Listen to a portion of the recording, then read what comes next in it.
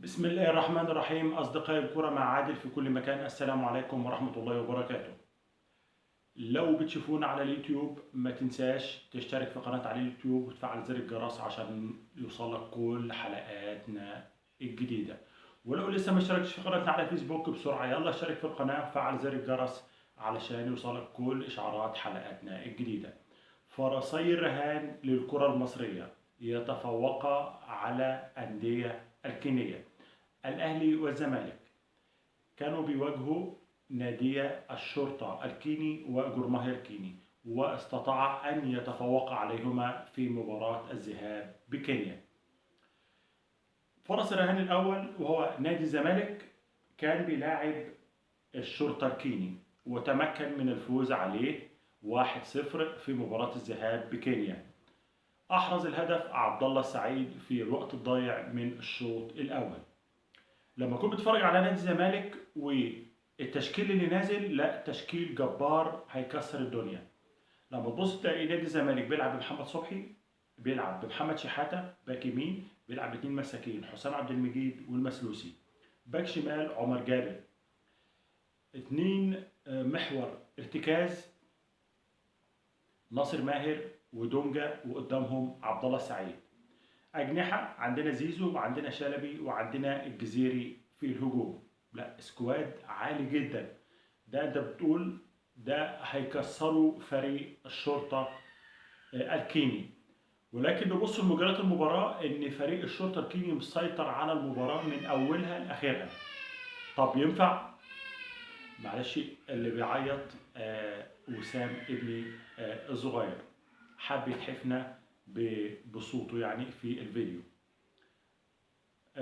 تبص ان فريق الشرطه الكيني مسيطر على المباراه من اولها لاخرها. ده ليه؟ لان لاعيبه الزمالك ما عطتش اهتمام لفريق البلوس الكيني او الشرطه الكيني، علشان كده نزلوا مستهترين بالمباراه. فريق الشرطه الكيني ده لو بتلاعب مركز شباب في مصر هنا، لا مركز شباب اجمد من فريق الشرطه الكيني. ولكن هجوم كاسح طوال المباراة من على الأجنحة يمين وشمال على نادي الزمالك. لولا تألق المتألق محمد صبحي لخرجت المباراة بنتيجة أخرى غير كده. نادي الزمالك كان بيبادلهم الهجوم ولكن على فترات، إلى أن تمكن نادي الزمالك من انتهاء المباراة 1-0 ويضع قدما في دور 16 في دور المجموعات بالكونفدرالية الإفريقية. على الجانب الآخر فريق بيراميدز تعادل مع الجيش الرواندي 1-1، والأحرز هدف الجيش الرواندي أحرزه الشيبي في مرماه. نروح بعد كده لفرس الرهان الثاني وهو النادي الأهلي. والنادي الأهلي بصراحة النهاردة أبدع وأمتع. بصراحة إبداع. أبدع نادي الأهلي فيما عدا آخر ربع ساعة من الشوط الأول وأول ربع ساعة من الشوط الثاني، كانت الكلمة العليا لفريق جورماهيا الكيني. ولكن من بداية المباراة هجوم كاسح للنادي الأهلي. كان تشكيل النادي الأهلي عندنا محمد الشناوي حارس مرمى، محمد هاني باك يمين، ياسر إبراهيم، رامي ربيعة، ويحيى عطية الله.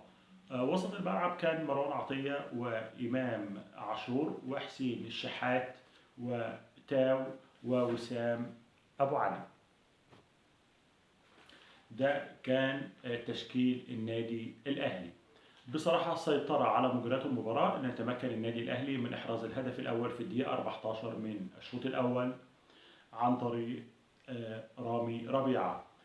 كرة عرضية من حسين الشحات، باص رامي ربيعة، متابعة من رامي ربيعة، أحرز الهدف الأول بقذيفة من داخل الستة ياردة. إحراز الهدف الأول للنادي الأهلي. وبصراحة تألق في الفترة الأخيرة لرامي ربيعة، أحرز مع المنتخب وأحرز مع النادي الأهلي. بعده بدقيقتين بالظبط كورة الحارس بيرجعها للمدافع بتاعه، ضغط عليه حسين الشحات، باص لبيرسيتاو، بيرسيتاو رقص المدافع وحط كورة جول محرز الهدف الثاني. في آخر ربع ساعة وهجوم كاسح لفريق جورماهيا الكيني على مرمى النادي الأهلي.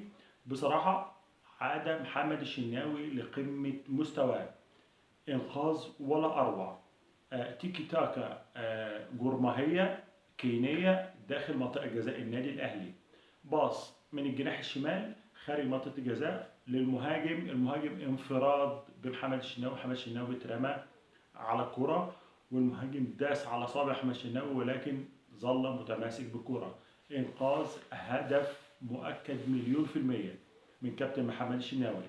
بعده بدقيقتين برضو تصويبة صاروخية أخرجها محمد الشناوي لضربة ركنية. ده كان فرصتين في آخر ربع ساعة من الشوط الأول للفريق الكيني. في الشوط الثاني وفي الدقيقة طبعا في بداية الشوط الثاني السيطرة أول ربع ساعة للفريق الكيني.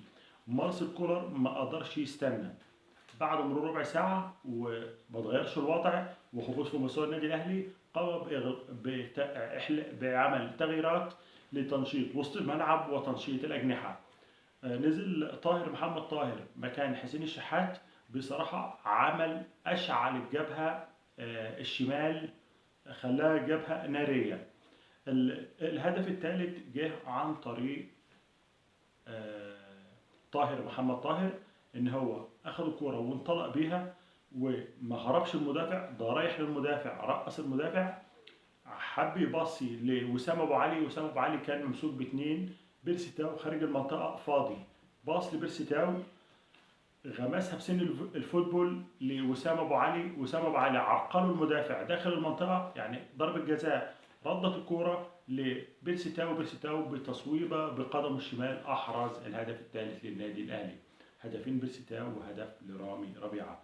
الكلام ده كان في الدقيقة 74.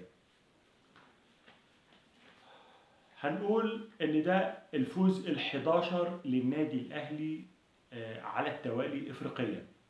النادي الأهلي كده بيحقق فوزه ال11 على التوالي خارج أرضه، مش في مصر لا خارج أرضه. النادي الأهلي تمكن من إحراز 11 فوز متتالي خارج أرضه، ودي ما حصلتش من سنين. الفوز ال23 لمارسيل كولر من يوم تولي تدريب النادي الأهلي، 23 قاريا. ده الفوز 23 قاريا لمارسيل كولر. إبداع النادي الأهلي في المباراة دي إن اللعيبة كان في تماسك، اللعيبة فاهمة بعضها،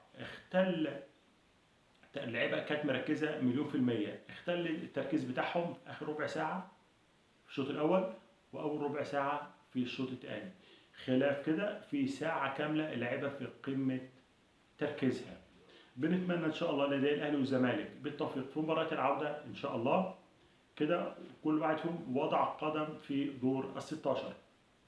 بالتوفيق لهم إن شاء الله في مباريات العودة في القاهرة بأمر الله، وإن مارسيل كولر يحاول إن هو عشان النادي الأهلي فاز مدحنا ومجدنا فيه.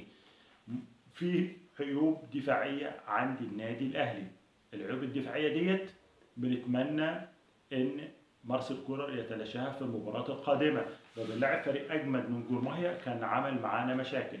المشاكل الدفاعية دي الهفوات اللي حصل منها انفرادات على محمد الشناوي، دي هفوات دفاعية بنتمنى ان هو يعالجها في المرة القادمة ان شاء الله. في نهاية اللقاء مع حضراتكم ما تنسوش تدعمونا بلايك وشير ومتابعة على قناتنا على اليوتيوب وعلى الفيسبوك علشان نقدر نوصل لأكبر عدد من السادة المشاهدين. والسلام عليكم ورحمة الله وبركاته.